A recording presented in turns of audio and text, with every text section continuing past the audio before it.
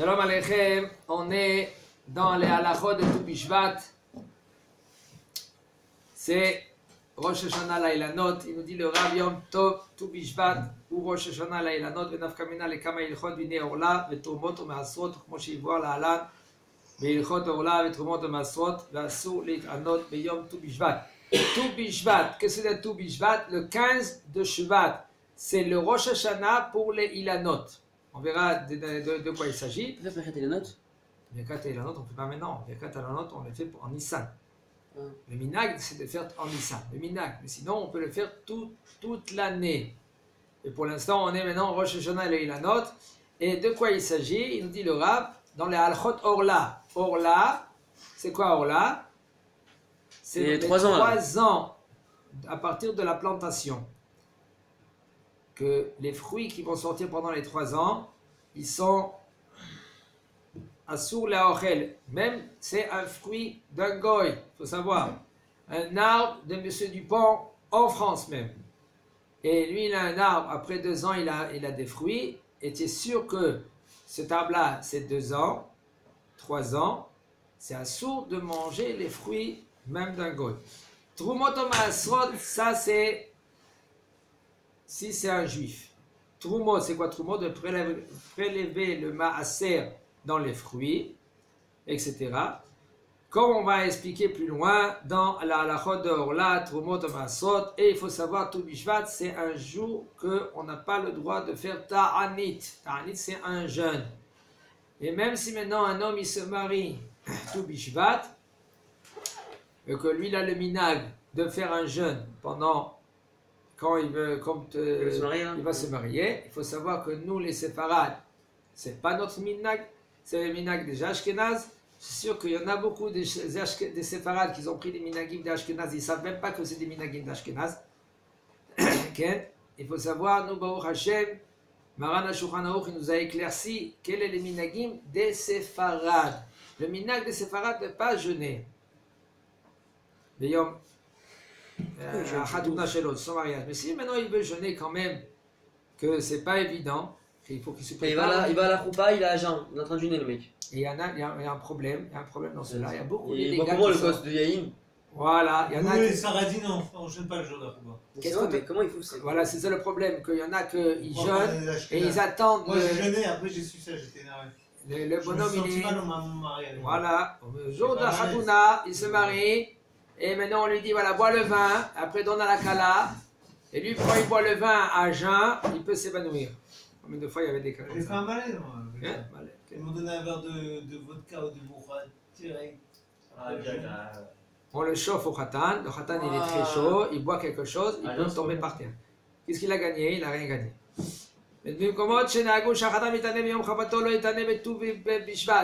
Même un endroit que le Hatan il fait Ta'anit le jour de la Choupa, si c'est Tu Bishvat, il ne faut pas qu'il fait Ta'anit. Même si maintenant lui il fait Ta'anit, si c'est par exemple il se marie Nissan, quand même là, she'en Hatan mitane klal beyom Choupato afilu bisha yamot hama. Il nous dit le Rav clair ici.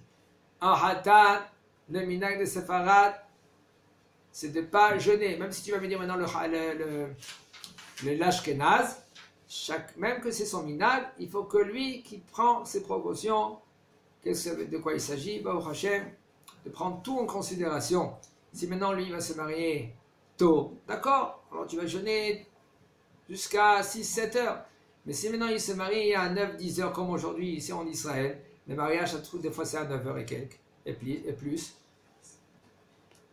On ne fait pas vidouille, ça veut dire les repentis, on dit. Vidouille, Rouben, de se repentir. Quand même. Pas les supplications. Supplications aussi, mais Tu Bishvat, on ne fait pas. Et si maintenant Tu Bishvat, ça tombe Shabbat, on ne dit pas aussi Tzitkatecha Kerel, Mishpatera Teoraba, Vechoulé, dans Mincha de Shabbat. Le minag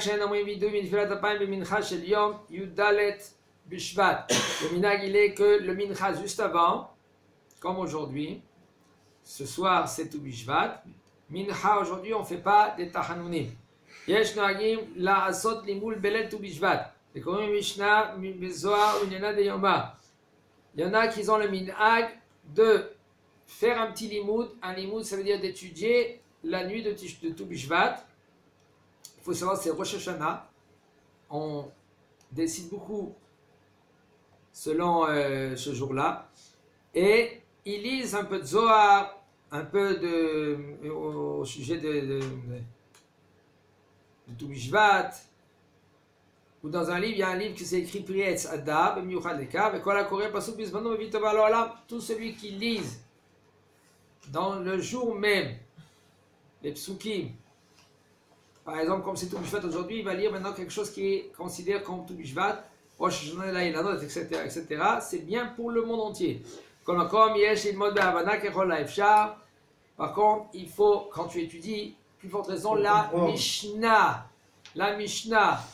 Il faut que tu comprends qu'est-ce que toi tu dis. Si tu lis une Mishnah et que tu crois que c'est comme Teilim, eh ben, tu t'es trompé. Mishnah, il faut la comprendre. Zohar, pas besoin de comprendre. Teilim, pas besoin de comprendre. La différence entre Teilim et Zohar, que dans le Zohar, même si tu t'es trompé, quand tu l'as mal prononcé, il n'y a aucun problème. Mais dans Teilim, il faut bien prononcer aussi les mots. Il faut aller chez Mod Belachot, chez Echod et Tou Bishvat. Pour toute raison, il faut étudier la halachot au niveau de Tou Bishvat. Kama Zechashuv, c'est très important, comme Orla. Il y en a qui ne savent même pas, ils croient que c'est Orla. Ils ne savent pas qu'est-ce que ça veut dire. Orla, Thomas Asrot. Ils croient que c'est non, de nos jours, on ne veut pas, c'est grave. C'est Mishmor. Il y a beaucoup de halachot au niveau de Thomas Asrot, c'est Hayamita. C'est dommage. Faut faire c'est comme tu manges un morceau de cochon. Un homme il dit non, moi je mange pas de cochon. Mais comment, où tu achètes les fruits? Non, j'achète d'un arabe. Un arabe, lui maintenant, vous savez qu'est-ce qu'ils font chez les arabes? Ils volent des juifs et après ils les vendent aux juifs. En fin de compte, ce fruit-là maintenant, il était chayav, il était obligé de faire Trumot Masrot. Et toi, tu manges. Quand c'est pas avec Trumot Masrot. Et ça, c'est pas bien. Que en Israël, pas en Khoul. Non, il y a même en Khoul Slaret, c'est un autre problème. Si maintenant on Les fruits d'Israël, ok. Les fruits qui viennent d'Israël. Ok, c'est bon. S'ils viennent de Guadeloupe et du Maroc, ça n'a rien à voir. Aucun problème. Seulement si maintenant tu sais clair. Parce qu'il y a un autre problème en Khoul Slaret. Un problème de Orla. On a dit, le Rav nous a dit. C'est pas des juifs, même arbres. que c'est pas des juifs. Mais si non. tu es sûr. Il a pas fait la mitzvah du Goy, le Orla, le Goy. Le Orla, il y a une halakha à part. Dans Orla, depuis que nous, on a mis les pieds en Eretz Israël, quand on est sorti d'Égypte, 40 ans après, on est rentré en Eretz Israël. Le premier pas qu'on a fait en Eretz Israël, on a été obligé d'être Shomer Orla dans tout le monde entier. Même chez un Goy. Un Goy que lui, qu'il a un fruitier. Et tu sais clair que ce fruitier, il a moins que 3 ans. Tu as sourd de le manger. Après 3 ans, si maintenant, M. Dupont, il va te donner maintenant son fruit, il n'y a aucun problème. Tu peux le manger parce que lui, il n'est pas chayav de Trumot Masrot. Mais un arbre qui est 3 ans et moins, c'est assourd de le manger, Mishum Orla, même chez un Goy. Ah, c'est le seul issue qu'il y a un peu ça arrête, pour les arbres. Pour les arbres, en général, oui. En général. Il y a peut-être d'autres que maintenant, faut voir. D'accord? Mais en général, oui. Il y a din Chutz Laaretz, comme par exemple Souria. Souria, c'est pas Chutz Laaretz vraiment. C'est Eretz Israël aussi. Dans Trumot Masrot, on est obligé de faire Trumot Masrot. À Souria, en Syrie. Parce que Syrie, David de Melech, il a conquis Syrie. C'était Israël, c'est une partie d'Israël, la Syrie. Damasque, etc. נוהגים לעבוד באכילת מיני פירות של אילנות בליל ט"ו בשבט, ובעיקר הפירות שנשתבחה בהם ארץ ישראל, להראות בזה שיעור ראש השנה לאילנות ולברך עליהם ברכות הראויות להם, ומנהג יפה הוא. מנהג, le minhag il est de manger beaucoup de fruits cette nuit-là, pour tout Bishvat, et l'essentiel il est de manger des fruits que Am Israël, que Eretz Israël, elle a été louangée. Les 7 fruits. Un des 7 fruits. Mais c'est sûr que quand un homme, lui, maintenant, il emmène des fruits à la maison, etc., c'est bien, c'est conseillé d'emmener de dire des vrais Torah sur la table. Est-ce que c'est bien d'emmener un nouveau fruit pour faire Shirian dessus? C'est bien, mais si tu n'as pas trouvé, il n'y a aucun problème, c'est bien. בשנה שחטו בשבט בשבת, יש נוהגים וכולי, להביא הפירות לברך עליהם, מיד לאחר הקידוש, קודם נטילת ידיים של סעודה, כן, quand tout בשבט, ça tombe Shabbat, alors il y en a qui ont le minag après le kiddush, de faire directement les brachot dessus, juste avant la nitilat yadayim, mais il faut savoir que là, selon la halacha, ce minag, il n'est pas conseillé. Parce qu'il y a une machloket dans les poskim. Im tsarir levarech haraem bracha haona. Si maintenant tu dois faire la bracha haona sur ces fruits-là, il y a un grand machloket. Alors puisque maintenant tu as fait le kiddush, tu n'as pas fait encore un motzi, et tu fais la bracha boré pri haetz ou boré pri adama, etc. sur ces fruits-là. Maintenant, tu rentres dans un machloket, dans une discussion, est-ce que tu dois faire la bracha haona, mais tu dois faire maintenant un motzi. Et bien quand Amazon va rendre qui dans ces fruits-là, tu rentres dans un problème. Et après ça, c'est pas un problème. Non, aucun problème. Parce que c'est là, quand tu vas manger très longtemps plus loin. Parce que mange pas de pidel, Tu manges après. Et il y a aussi un autre jour dans l'année où il y a un seder comme ça, c'est pas ça. Rosh Hashanah. Rosh Hashanah. Ouais. Oui. Là, on mange direct après. C'est juste On fait motzi. On fait motzi. Ah, on fait motzi Ah, non. Non, justement, c'est ça. Il y a des minagim. Il y a des minagim qui font comme le rabbi dit, comme ils font ici, que ça c'est un problème aussi. C'est pour cela, même Rosh Hashanah, après le kiddush, de faire motzi directement. Il ne faut pas rentrer pour éviter. Et on fait les brachot quand même après motzi. Non. Ah, Seulement si c'est par exemple des brachot qui se mangent pas avec le pain, comme par exemple des dattes. Des dattes, tu fais boire après Haetz, même après un motzi. De la pomme, tu fais boire après Haetz. Alors ça sert à quoi de faire motzi pour faire après les brachot après, autant les faire avant. Non, alors là, parce que si tu les fais avant le motzi, tu rentres dans ce machloket, dans une discussion, dans les poskim. Est-ce que tu dois faire maintenant bracha harona juste avant un motzi? Et mais bien quand Amazon, il va te rendre quitte. Il y a un problème. Qu'est-ce qu'il faut faire? Il faut faire le kiddush. Ici, quand c'est ton Shabbat, il faut faire le kiddush. Après kiddush, de manger un motzi, de faire un motzi, et après de manger les fruits. Si maintenant, ils ont fait quand même, ils ont mangé avant Netilat Yadayim, quand même, ils ne vont pas faire bracha harona dans cela. כשחל ט"ו בשבט בימי החול, לכתחילה אין להביא הפירות לאחר ברכת המזון, כדי להרוויח ברכה האחרונה, וחשב שהוא גורם לברכה שנצליחה, ורק אם טעו והניחום לאחר ברכת המזון על ידי שכחה וכיוצא בזה, מותר להביאם ויברך עליהם ולאחריהם כהלכה. אך בשבת מותר לכתחילה להניחם ולהביאם אחר ברכת המזון כדי להרוויח 100 ברכות. il nous dit le Rav a priori, quand maintenant tout Bishvat ça tombe Yom Chol. Alors il nous dit le Rav, il faut pas, c'est pas conseillé de l'emmener après Birkat Hamazon.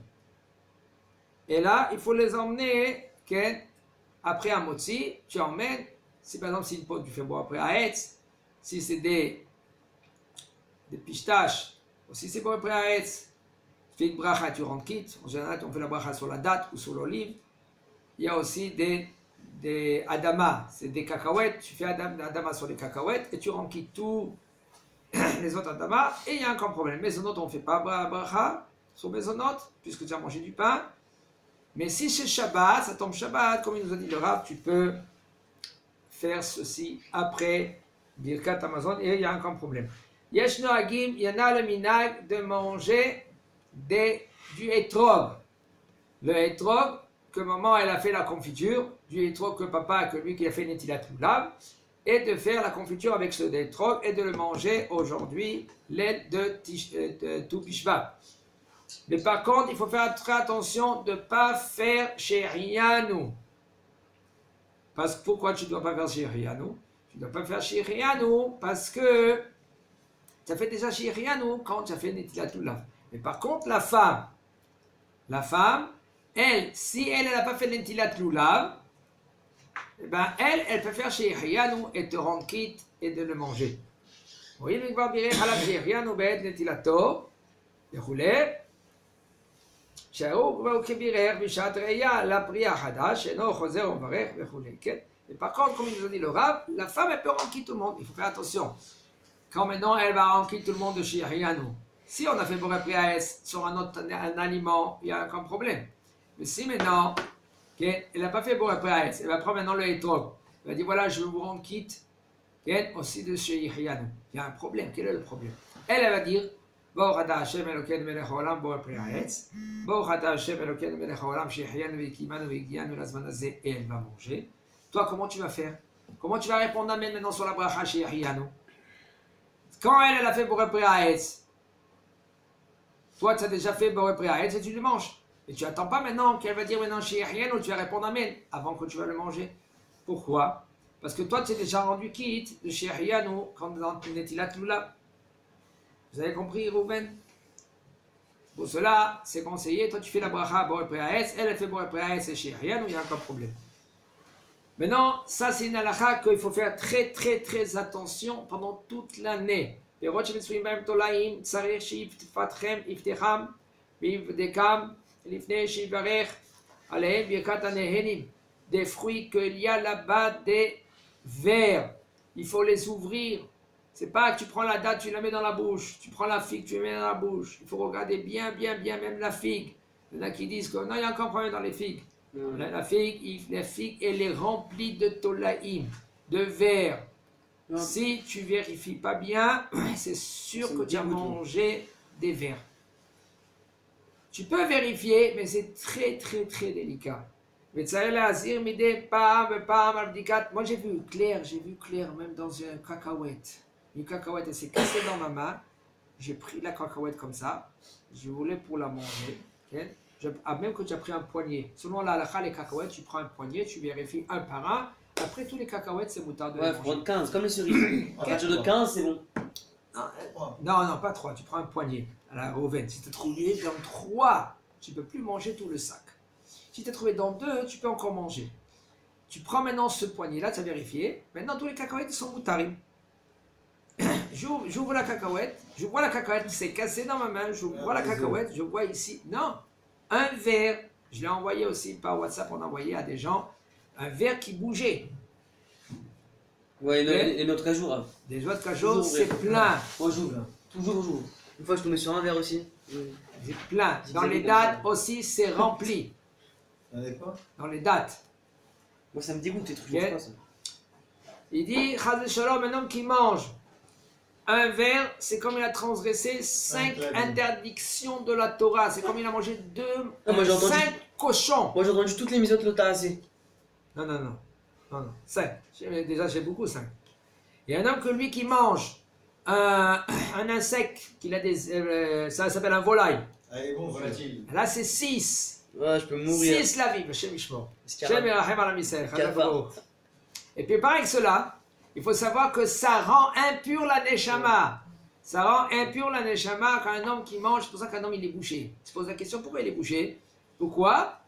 Parce que lui, il fait pas attention à ce qu'il met dans la bouche. C'est comme le sucre en barre à les cheveux. Moi, je le touche pas ce sucre. C'est sûr, il y a des toilettes dedans.